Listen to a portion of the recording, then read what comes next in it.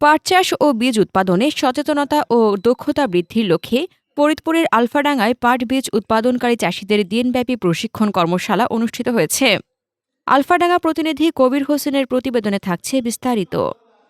সোমবার সকাল ১১টায় উপজেলা প্রশাসন ও পাট অধিদপ্তরের আয়োজনে আলফাডাঙ্গা উপজেলা মাল্টিপারপাস হলরুমে এ প্রশিক্ষণ অনুষ্ঠিত হয়। প্রযুক্তি নির্ভর পাট ও পাট বীজ উৎপাদন ও সম্প্রসারণ প্রকল্পের আওতায় তালিকাভুক্ত ৭৫ জন চাষি এতে অংশ নেন। প্রশিক্ষণে চাষিদের আধুনিক পদ্ধতিতে উন্নত মানের পাট চাষ ও বীজ উৎপাদন বিষয়ে বিভিন্ন টেকনিক্যাল বিষয়ের উপর আলোকপাত করা হয়।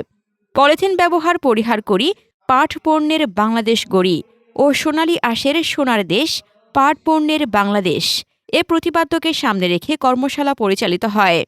প্রধান অতিথি হিসেবে ভিডিও কনফারেন্সের মাধ্যমে বক্তব্য রাখেন পাট অধিদপ্তরের উপপরিচালক সৈয়দ ফারুক আহমেদ।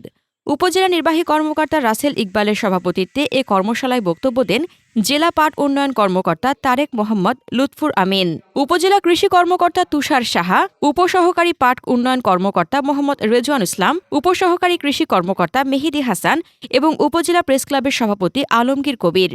উপজেলা নির্বাহী কর্মকর্তা রাসেল ইকবাল বলেন, সরকার পাটের সুদিন ফিরিয়ে আনতে বদ্ধপরিকর। এ লক্ষ্যে পাট চাষীদের বিভিন্ন প্রণোদনা দেওয়া হচ্ছে।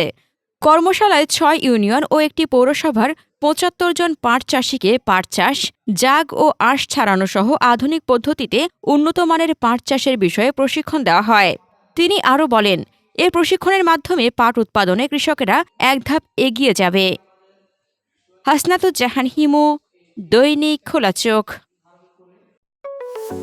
আপনার স্বপ্নের যাত্রা হোক ফ্লাই ইনফিনিটির সাথে।